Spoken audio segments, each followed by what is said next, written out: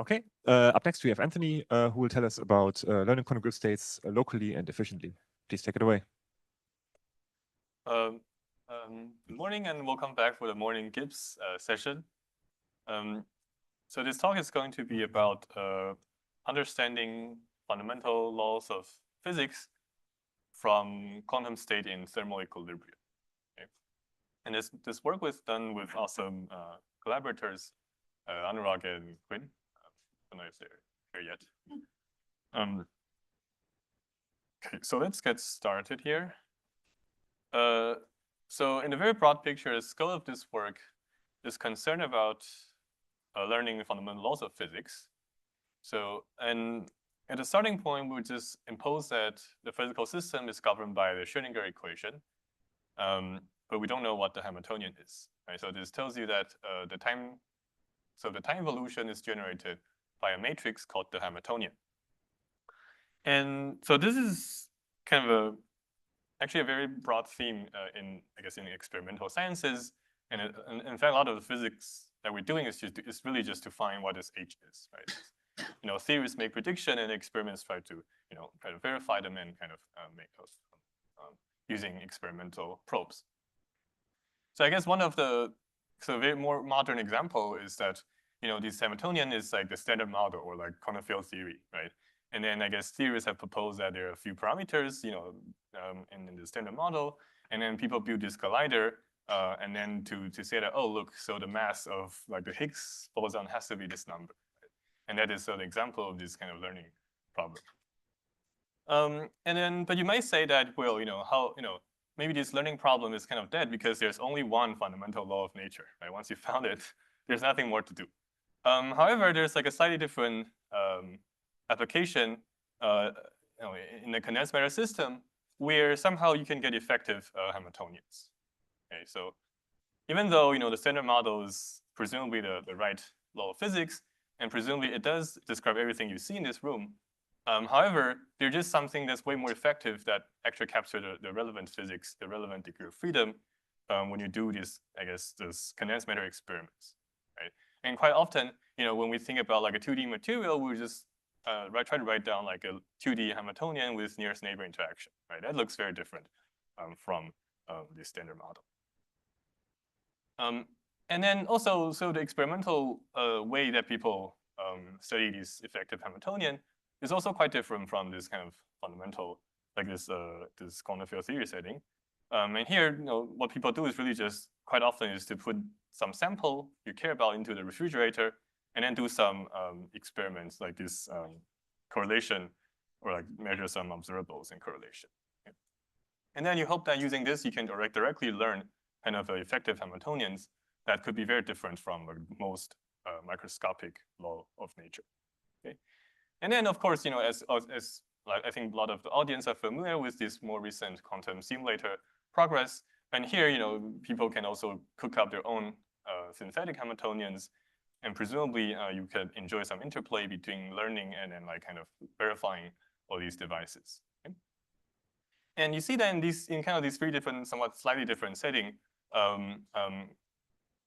In the first two, we're very limited by the kind of experiment we can do, right? People have to build this huge collider to and use this scattering data to infer the Hamiltonian. And then arguably it looks very different from this more condensed matter, low temperature experiment experimental probes. Okay? Right, so this is roughly the scope of this learning as like a fundamental task. And for today, we're going to be more specialized in imagining in more the condensed matter setting, and particularly in the thermal kind of in the setting that you have access to thermal state. Right, so arguably that's very different from this kind of collider experiments. Okay, so we're going to invoke the Gibbs state again. So this would just be our axiom. We just assume that we have access to quantum system in this state. Right? This is our model of thermal equilibrium. Okay, I don't care about how it came from. I just impose that nature or your experiments give you this. Right? So what is this? This is a density operator that's depending on the Hamiltonian, and then the inverse temperature beta. Okay, so beta is 1/t. And then you can diagonalize this in the Hamiltonian basis, and it's really just a mixture of eigenstates. with this Boltzmann, e to the minus beta weights. And so this is a very abstract objects, but it really captures a lot of kind of the thermal behavior of a quantum system in the finite temperature environment. And it could really have very rich physics. So I guess this morning you have seen a bunch of memories. So just to review, in beta, even at constant temperature in 2D, you can already get very interesting memory, kind of long-lived memories in 2 dimensions, and in 4 dimensions, you'll get quantum ones. So really lots of things could happen in these Gibbs states, even at constant temperature. And I would say even so far, we don't actually quite know what else is here. Presumably there's a lot more, and I think that could happen in the constant temperature Gibbs states in low dimensions. We don't know, but what we do know is that when the temperature is extremely low, so beta gets very large, it approaches a ground state, and this thing could be really, really, really, really complicated. Okay, so really there's like a lot of things we don't quite know here, and this simple looking object can actually hide a lot of things. Okay, so this is what we're going to impose. We have access to these guys. Okay, and let's just directly state the learning problem to be very concrete. So we assume we have access to sample of these quantum Gibbs states. So imagine you push a button and then the experiment returns you a state, and you can do whatever you want to it. And then our goal is to learn each unknown coefficients to some error epsilon. Say epsilon is 0.01. In this example, just put this on 2D, right? And then say you already know what these zi, zij's are. It's already here, and your goal is to learn these coefficients. Okay, so I think this largely just borrowed from existing literature, and this is somehow a minimal setting to think about the learning problem. So you're given that it's local and k-local in some existing. Yeah, you already know you really just know what they are, and you only need to know the coefficients. It's much simpler.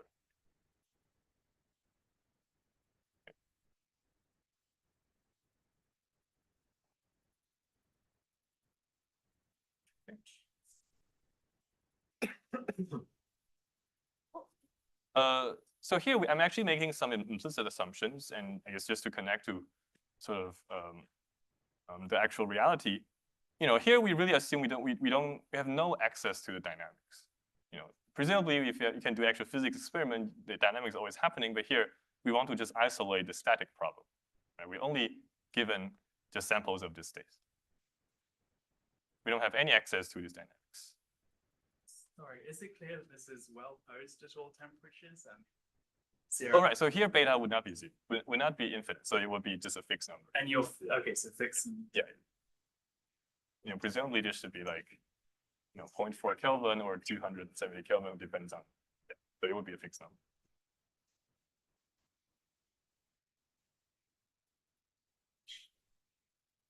Okay. And we here, we'll also implicitly assume that somehow there is a machine that would output this Gibbs state once you push the button. This is not always, doesn't seem always possible. Gibbs state could be very, very complicated, but this is sort of the minimal, cleanest starting point. We would just assume it. Okay? We don't care about how nature's or your experiment get this, but just assume you have it. And I guess this is more of like really just to make things minimal. We also assume we just know what these links are, where they are. We don't want to worry about there's something connecting very far apart. So really just assume we know the graph. And that's, for simplicity, just 2D easing type of nearest neighbor interaction. This is just to make our life simpler. Okay?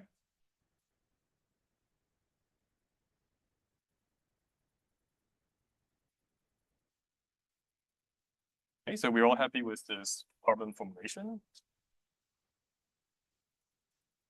Right. And let's just try to give you a very simple intuition in a classical case. So this same problem as stated for a classical Ising model is actually quite simple. And there's a very, very kind of intuitive and local approach to this problem. So let's again consider just 2D setting. Right? 2D Ising is the simplest you can write down. And let's say you want to learn these coefficients, Jij. Okay? And then the algorithm is very simple. You just look at each vertex I. And then you just literally brute force do a full tomography of the conditionals.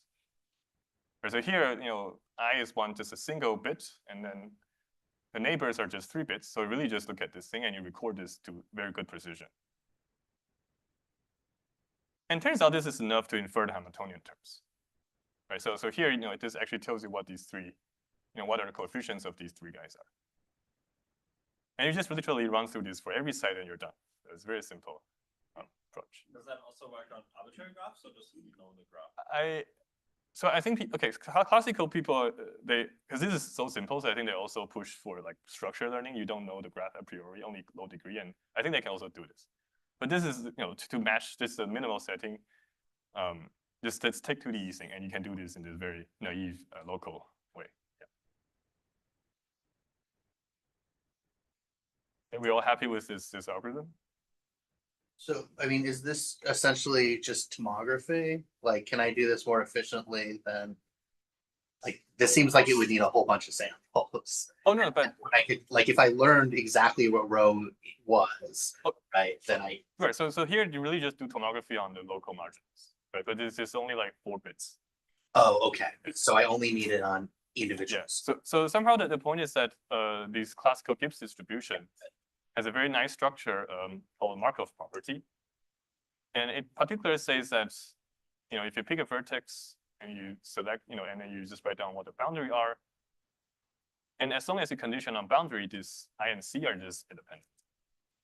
That's very nice, right? So it somehow say that the Gibbs are somewhat vectorized in this particular way.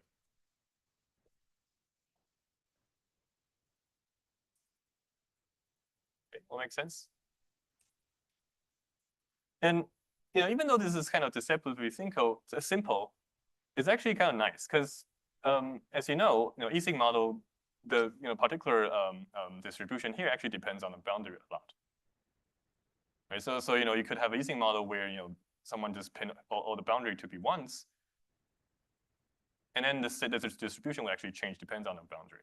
And someone doing this experiment on this vertex I didn't actually know that. Right? And then you somehow this Markov property doesn't care. Like this algorithm still works independent of what you put on the boundary. So it really is about some conditional dependence that makes this algorithm work.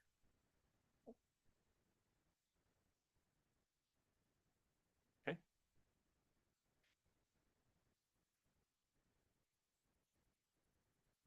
So Anurag told me to directly give this runtime, so I just put it here. So if you go through the calculation, you can arrive at this scaling as a sample complexity. Okay, so how does it scale? It actually only scales logarithmically with the number of vertices, and it's really because it's a union bound. You really run lots of things in parallel, and then you just really want all of them to be successful. And then this 1 over epsilon square is really some Monte Carlo convergence rate, like 1 over root n. You just need that many samples to get epsilon good estimate. And then in terms of the temperature dependence, there is this funny factor v to the beta. This is precisely because things get more singular if too close to ground state or too close to uniform distribution. But as long as beta is like a constant, you fix it. This is all fine. Okay, so then we're all happy with this scaling.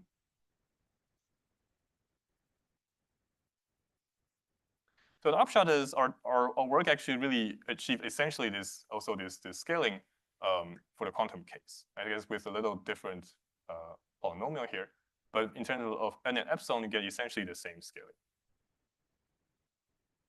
So that would be what we would be looking for. Okay.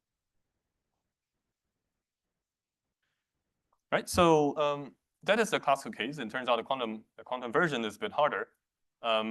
And let's put down more definitions as our setup. So let's just consider Gibbs state of d-dimensional Hamiltonian, and d just takes like 2 or 3. And then for the audience, I just take p2d, and then with this particular this nearest neighbor 2D geometry, this really doesn't lose much of the difficulty of this task. I guess some work in the literature also able to just do this for arbitrary graph, and I guess we, but for simplicity, they just focus on it, 2D, for example. And So the promise is that there's a black box that if you push a button, give you the Gibbs state at some known temperature beta. You know what beta is. You also know what is the decomposition into these polystring. You also know how they're this graph. All that you don't know is this coefficient, right? And you promise that it's between -1 and 1. And it's also just assume it's constant body, constant dimensional, to get rid of these extra parameters. And our goal is to learn each of them to error epsilon. So we don't, it's just like an infinity norm kind of scaling. We want all of them to be good, the epsilon good. Okay. How does this relate to trace distance between the input Gibbs state and the... Oh, right. So I guess here you allow extensive error. Yeah. So if you want to somehow, and you can also just say, I want to sum them up. And I take the 1 norm or 2 norm, and you can do that. But like, yeah, but this but hopefully I'll convince you that this is the right, somehow the right error metric. If you do that, you'll get a dimension dependent sample complexity. I log dimension because there's only like polynomially many terms. Yeah. Yeah, but I argue that so this kind of local error error metric is very native to a local algorithm, right? Because you really just want locally, and you want your algorithm to be everywhere. That's not good. And you don't care kind of how big it is. So what's the locality? Your P is non-identity on an edge or a plaquette or a... But in this case, it just be 2 body. Okay. Yes, I just think about that. You also know what they are exactly. Like you already know, you know that this, like, say this is qubit 5, this is qubit 6. You know that this polystring is like x5, y6. You know exactly what they are. You just only not knowing that. Oh, so you don't have sums of polys. You just have just this for a particular edge. Oh, right. Okay. So I guess that's okay. I can put more edges here if you want Okay. more. Yeah. Yeah.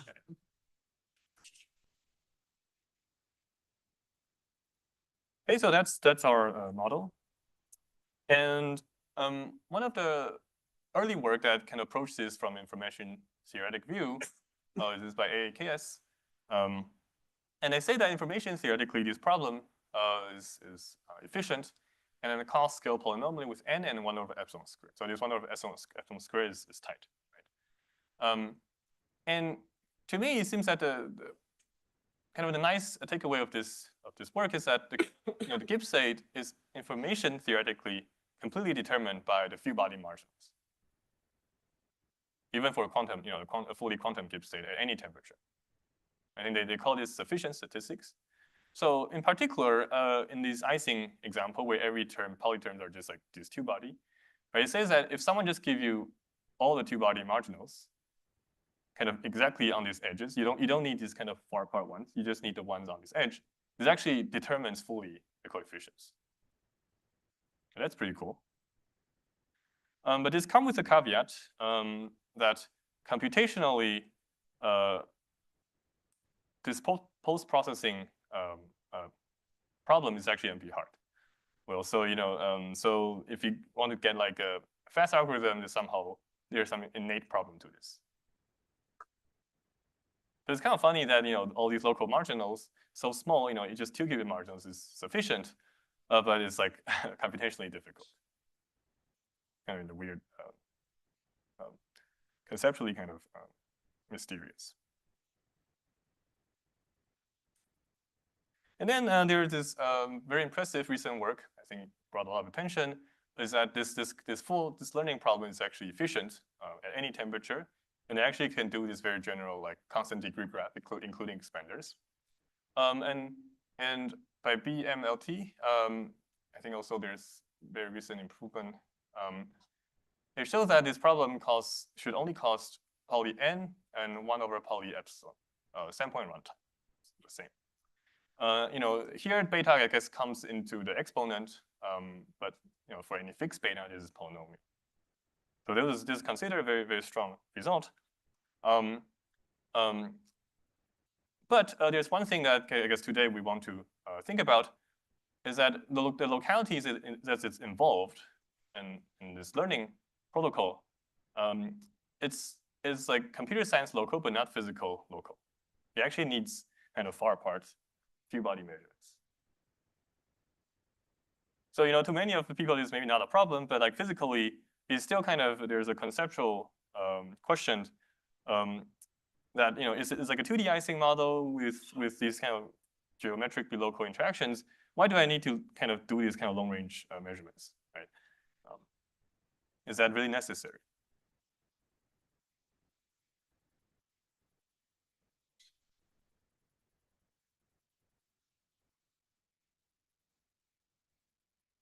Okay, so the conceptual question we want to explore in this work is about understanding locality in this learning problem. Right? So we ask, you know, should a local Hamiltonian term be uniquely identified by its neighboring marginal? Right? Suppose you're interested in this coefficient here, and suppose lattice is extremely large, right? And do you expect that to learn this coefficient here, you need to know about something far away? Right? This is sort of a very basic question about locality in this Gibbs learning problem. And this is kind of there's kind of two opposite intuition intention here. The first one is that you know, if you ask experimental physicists, they often don't need to measure everything on the universe or everything on Earth in order to figure out the physics local. Right? So you cannot believe that physics can be understood locally. But at the same time, these Gibbs states are very complicated objects. Right? They could host quantum memories and even something, you know, presumably something even more than that. And in particular, these things have very long-range quantum correlation. So it's kind of hard to have a picture of what these states are. Okay, so that is the main kind of conceptual question for today. And the main claim here of this work is to say that you can actually do this very locally. You really only need to look at this very local marginal. It has all the data you need to figure out a local term. Okay. Any questions? Here we use a quantum correlation is in contrast to classic correlation, right? That what mean for quantum correlation? Oh, it just means that you could have topological order, you could have like quantum memory. That's what I mean.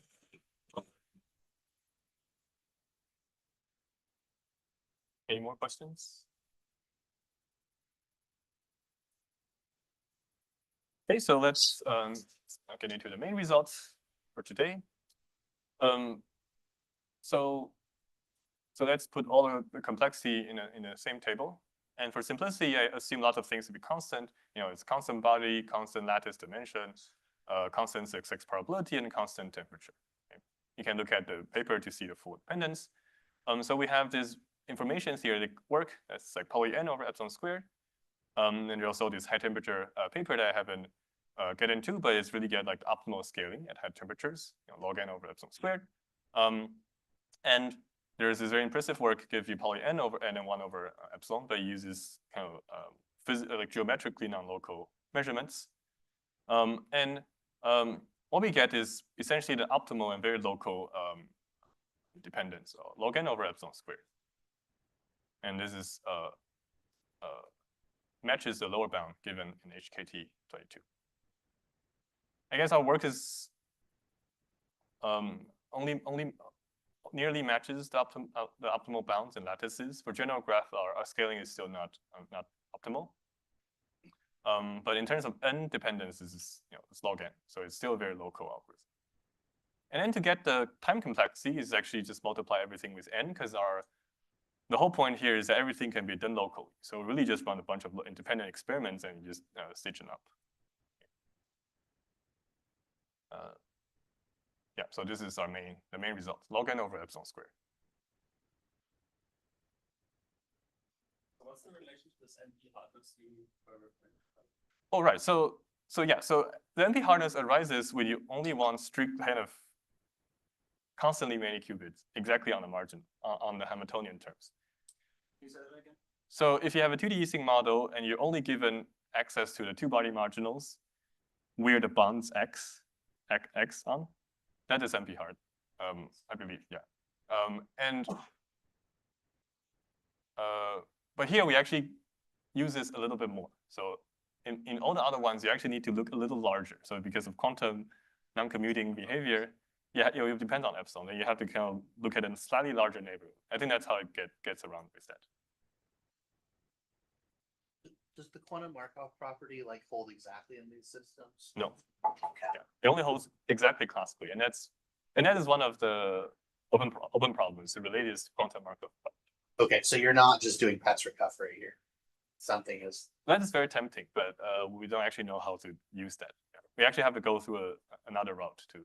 Yeah, but I think the intuition is it is somehow something like conditional dependence. Markov should be there, but we don't actually know how to directly use it.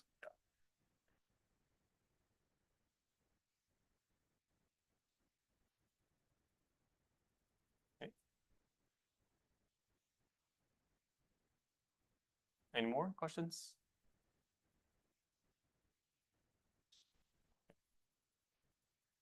Yeah, so to recap, for lattices, we get essentially the optimal scaling.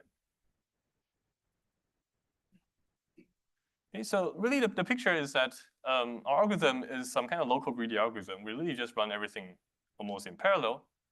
Right, the claim is that each Hamiltonian term, so if you pick I and j, and you want to learn h gamma and h gamma prime, the claim is that these two things are basically independent of each other.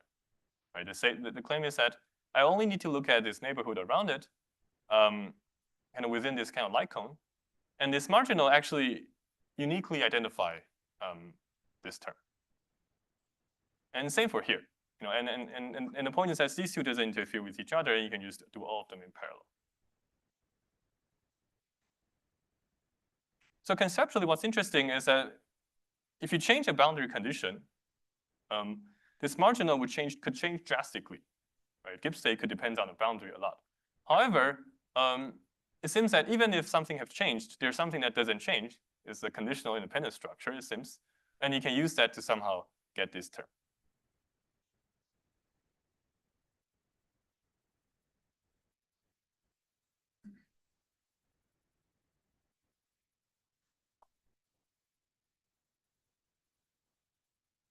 And because it somehow doesn't care about boundary effects, this works at any temperature in any dimension, and even across phase transition, it doesn't care about all that. There's really there's some very local behavior Gibbs states that just enable efficient local learning. Sorry, what if the system has Hamiltonian terms that just were not in your promise? So okay, then that breaks the promise. So then I don't know. I cannot say much. Have people thought about how that? I mean, I think that's a very natural. I think people call this structural learning, that you don't know what the Hamiltonian, where exactly does it connect to. That's a very natural follow-up. But here we assume we know what is.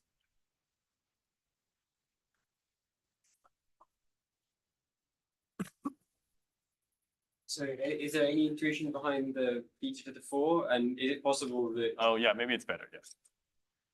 It's probably not tight. But I think beta seems to be the right scaling. Sure. Because that's a very natural length, a very natural scale in the problem. And does this depend on the locality really critically, do you think? Like that it's too local as opposed to? Oh, no, I mean, I think it's all same. This is really just light cone. Doesn't quite care about whether 4-body, 5-body. What matters is more like the geometric locality.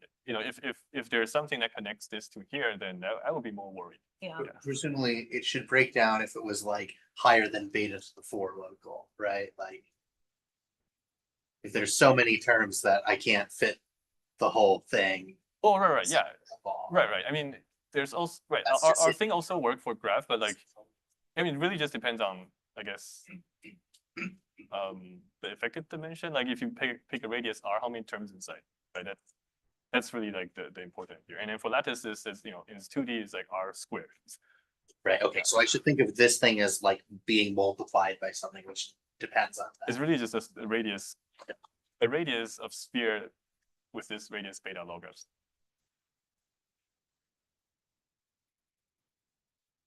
Yeah, I guess constant degree is maybe the right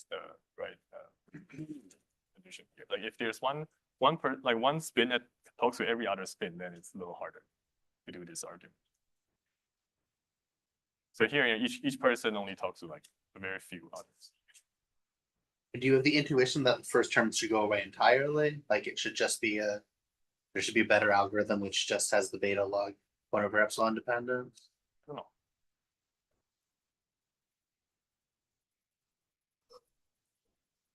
Okay, so this is the key takeaway. We call it local identifiability. It's a very long word. So in order to explain how the algorithm works, we actually need some ideas from mathematical physics. So here's a very deep equation from, I guess, from decades ago. This is, I guess, proposed by Kubo-Martin-Schwinger, KMS condition. You can find this in like some very mathematical physics literature. This is an identity or some kind of symmetry for thermal correlation functions. All right, it says that if you want to, if you write down O and then A of t, so the expectation of this, the thermal expectation of this, is equal to, swapping the order of A and O, and then kind of shifting the time by an imaginary amount. And you can check that this is true for Gibbs states. And really, the point is that this I beta really amounts to conjugating with the Gibbs state. So like it's almost a trivial exercise to move A across rho and then use the cyclicity of trace. But somehow this is like a very important and like mathematically very deep identity when people think about quantum statistical mechanics. And for us, like the way to reuse this identity is to think about this as a condition for thermal state. So it's something that characterizes the thermal state, right? So instead of saying that the Gibbs state satisfies this, we instead ask if there is a state with this property, what state, does it have to be the thermal state? And it turns out it has to be, right? So this KMS condition turns out to be like a unique identifier for the thermal state. Okay, so this is like also an exercise. You optimize over all possible input O, then you get this operator valued equation. And then if you stare at this for long enough, you realize once you move this rho beta to the e to the minus beta to the other side, it says that this whatever state you're having must be proportional to the Gibbs distribution and must be the Gibbs state.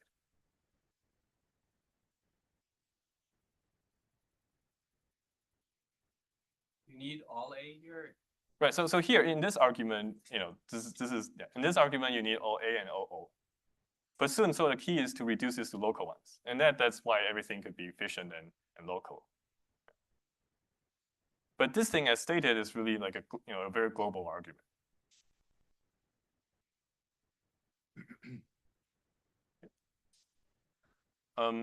Yeah, in order to use this, it's really hard to use this directly, and there's issue with errors and locality. But something like this really has showed up in this BOMT learning paper already. So this is somehow really the right equation. Okay, and I think so that the key equation of this work, if you didn't see it, if you just want to look at one equation, this is the equation to look at. Right? This is a relaxation of the KMS condition that would tolerate epsilons and also be aware of the locality of the system. So we're going to spend a lot of time on this equation, so we should all stare at it. Okay, so this equation is involved with lots of operators. There's involved with two observables, O and A. Is involved with two Hamiltonians. So one is the true one that you don't know, and the other one is the candidate, H prime. And it equates two things. On the right-hand side is some kind of complicated observable. On the left-hand side is some kind of inner product. Okay. So how do we use this? Right? And what are these formulas? So first, the right-hand side is defined from Heisenberg dynamics. Right? What is this? This O of H means that you involve O with e to the IHT and minus e to the IHT. This is the Heisenberg dynamics. And here you also do this for the other observable A. But you put a different Hamiltonian here. Right? This one is the true one. This is the candidate that you're trying. And then integrate.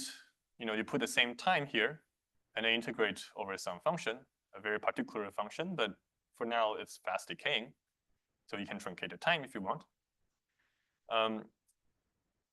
Further, the right-hand side, even though it's kind of complicated, But if you think about all the other things except rho, this is just an observable, right? Everything else is actually, you can just think of all this as a black box, and the whole expression is linear in the input row that you don't know. So this is actually a physical observable. And you can really do experiments on the right-hand side and get a, and evaluate this number.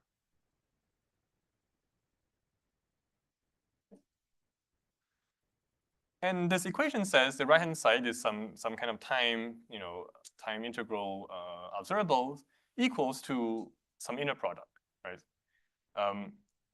This is something that's kind of complicated, but you should think of this as some kind of local inner product. So really the key point on the left-hand side is that it's a commutator with A and the difference of the Hamiltonians. In particular, if H is like Ising model and A is a single poly, this thing really only, it's a very local object. It only cares about the terms that touches a single qubit.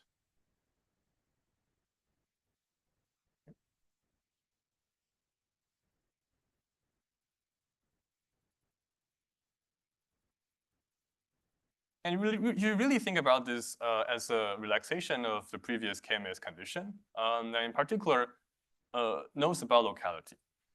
So to see that, we will plug in O equal to the commutator. So then the left-hand side becomes a square.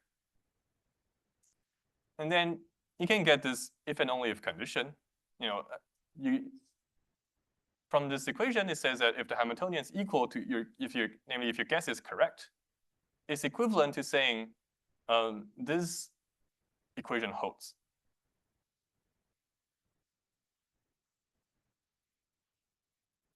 And this really looks like a KMS condition. It's almost the same. But now we can reduce this to single polys. It says that if your state obeys this for a local operator, then the Hamiltonian must be locally correct. This is the way to think about it. So this is like a local version of the KMS condition. It gives you the way to locally identify a Hamiltonian term.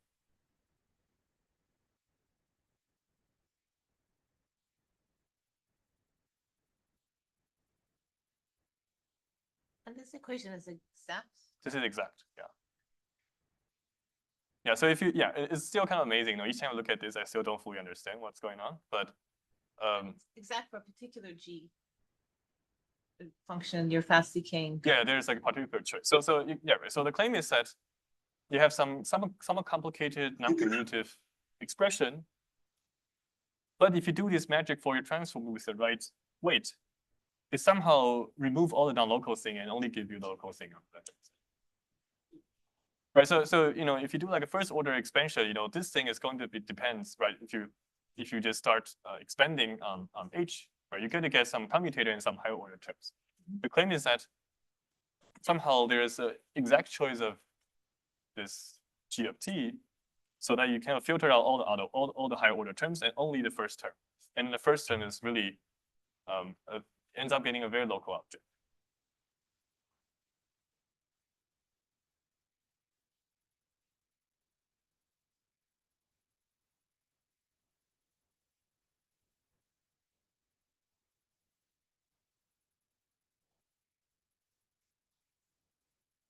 Okay, and it turns out this once you have this exact equation, and you also know that this is fast decaying, you also get robustness almost for free. That if the right-hand side is epsilon small, then the Hamiltonian is epsilon locally good. So this can be made completely local and quantitative.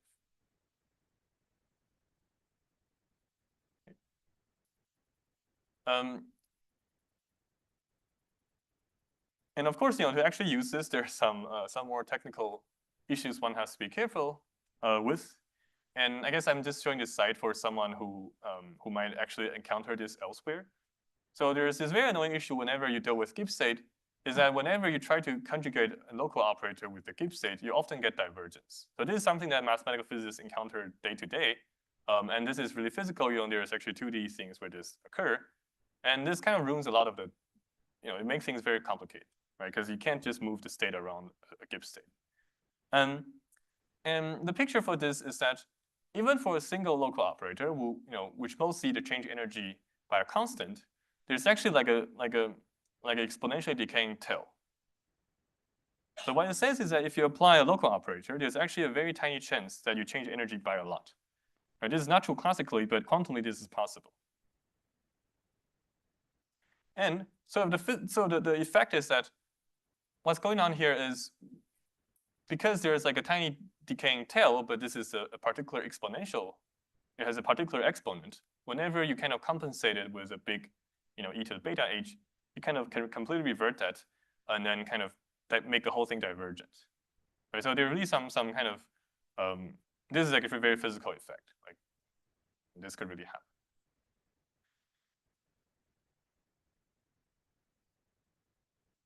happen. But somehow there's like a way to regularize this, and then somehow get rid of these divergences by putting suitable filters. So this is something that's based on things developed for Gibbs samplers.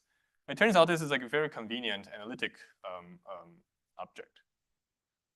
Right? The claim is that if you just look at the pictures, right? Originally you have this function, this operator, local operator, with lots of amplitudes at all different energies.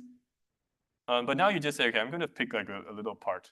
I'm going to focus on a little part of it. And then for each kind of little parts, this Gibbs conjugation is actually not too bad. So this ends up giving like a very convenient regularization trick to handle this divergence. Okay. So pictorially, when you apply a local operator, you can always say, okay, I'm going to split it into like the kind of the high frequency part and low frequency part. Right, high frequency is really bad. It's very divergent, but I just truncate it. But then I only keep like a low frequency part, and that's where, and I kind of only use this part to do my identifiability experiments. So yeah, I think this is going to be pretty useful in quantum Gibbs theories. Okay. I think I have 15 minutes, right? So let me now get to the algorithm. So in order to use this identifiability equation, we turn the right-hand side into something that you would actually measure, more or less the same. Okay, so let's just look at this, right? It's defined based on four operators. Two of them, O and A, are observables. G and H are Hamiltonians. And the right-hand side is some kind of regularized version of this identifiability equation. Okay, so let's just look at this again. So again, this is, you get a valid observable, I guess a valid expectation over the unknown state. Right? If you look at this, is linear in the state row. So this is something you can just directly do experiments on. And then because of this equation, this identifiability equation, whenever this expression, whenever you do experiment and see that this number is very small, for all the possible G, so if there's a H such that this is small for all possible G, we must have the right guess. So this is sort of the identifiability claim.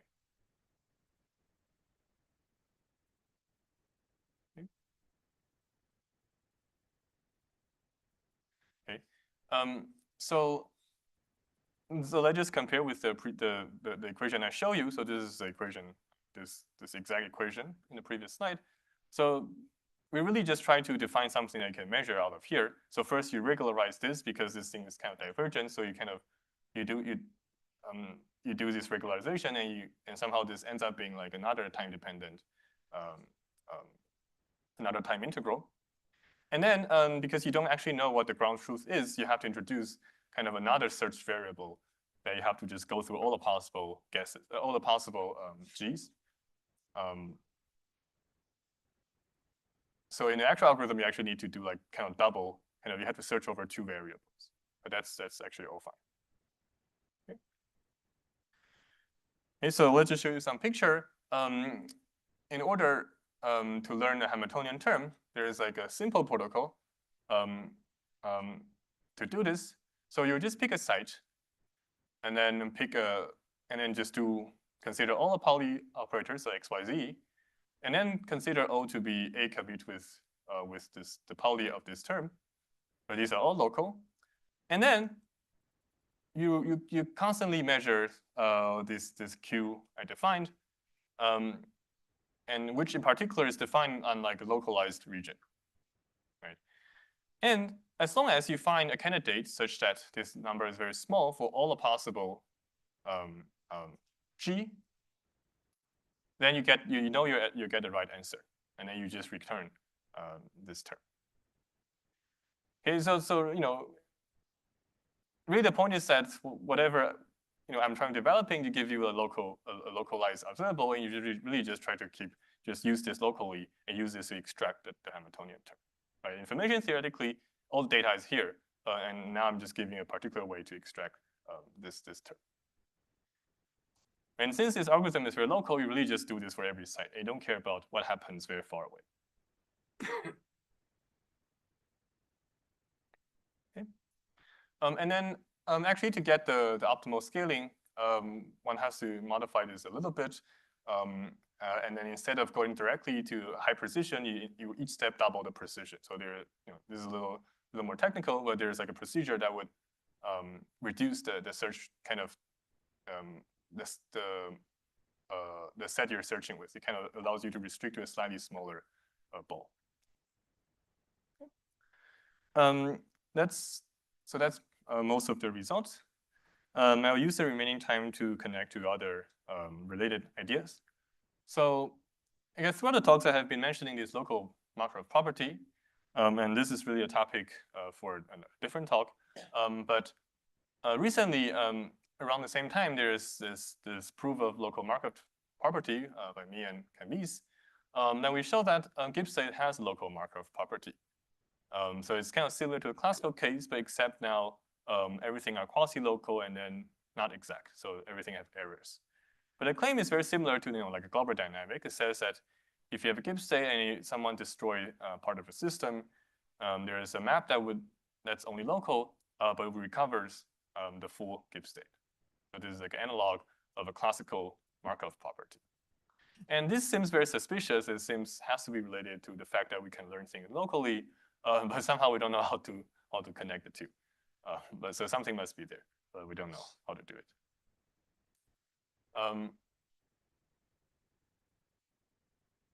So this is one connection.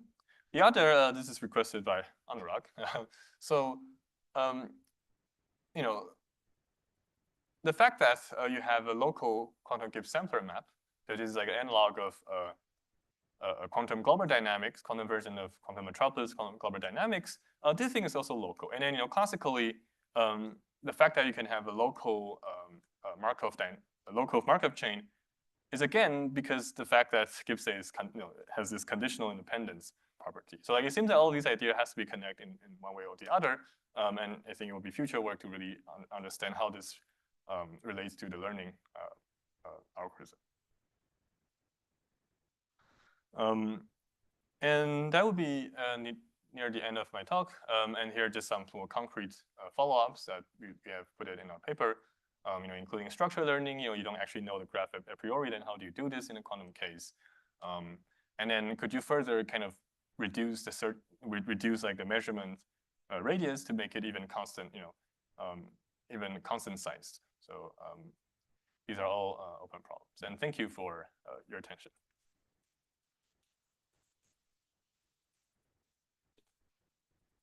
Any questions for Anthony?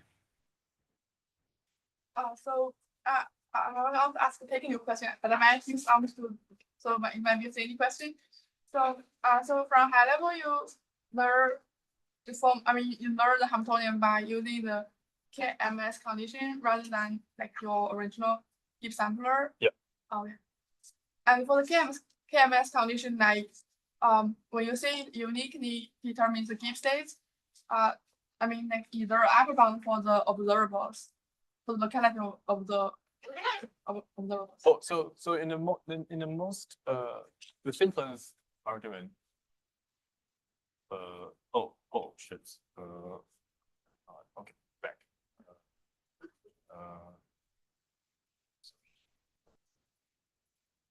Yeah, so here you need every. This is like the exact. So the simplest argument use every operator A and O. So this is fully global. There's no locality.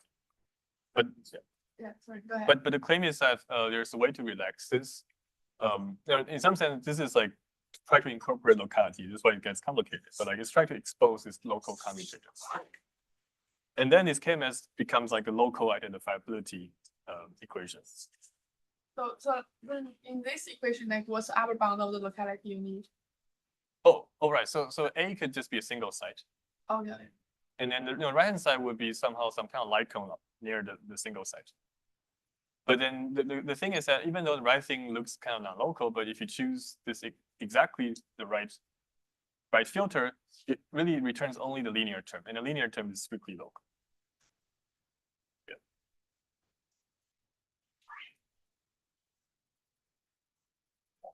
Okay, any more questions? So when you introduced G, like why couldn't you take that to be the same as H prime? Oh, okay, yeah. So we haven't really tried to optimize that part of the argument. I mean, right now it's kind of mysterious that one has to, right? Because like here, if you want to use this, you know what, this H prime is something that you're constantly changing, right? But this H is like something you don't know, right? Even though this equation is true, you actually don't know what this is. So then you have to somehow introduce another supremum. You have to just search over this and make sure this is actually the Hamiltonians. Like this particular one is good for every H. So that part may not be optimal, but ends up being give the right complexity. So in field theories, there's a whole story about how you regulate local observables so they have finite energy, involving Riesz-Leiter theorem and von Neumann algebras and so on. Like, do you understand, is your regularization prediction like prescription? Is it the discretized version of what people do in field theory? Maybe, but yeah, maybe. I think it'll be cool to explore this because I feel this KMS stuff all comes up in field theory okay. precisely to define these sorts of things. So I feel like there's got to be a relationship. Yeah, I guess the difficulty. Okay, I mean, I mostly see this in the context of mathematical physics. Yeah. I think they could try to define, how to call like C-star algebra on Right. infinite lattices. Like separating vectors. I think for field theory, the main challenge is you first have to define. You have to first make sure it's even well defined. Yeah. But okay, but I do agree that it looks like this KMS and all these discussions is quite related to this mathematical physics thing people have done, where they almost never put epsilons and deltas. So this is in some sense like I guess one route to put epsilons and deltas in what they're doing.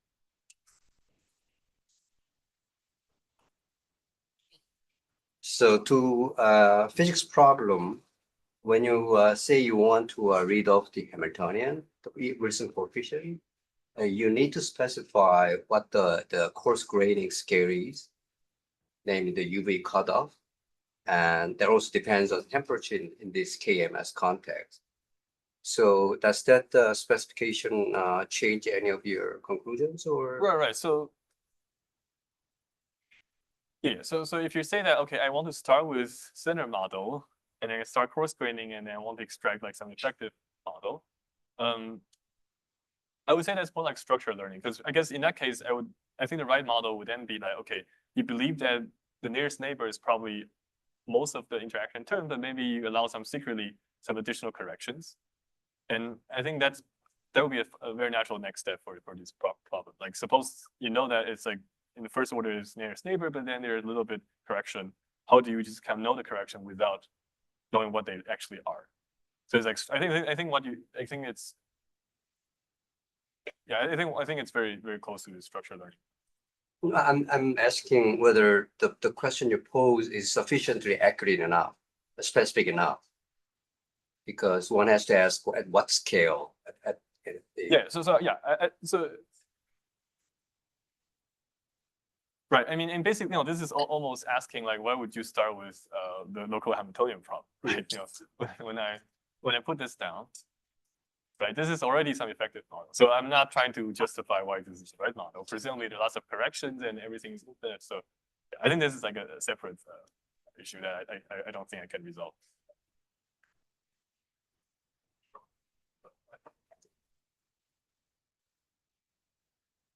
Okay, if there's no more questions, let's thank Anthony again for the very nice talk. And we take a 2-hour break for lunch, and then we convene right here at 2 p.m.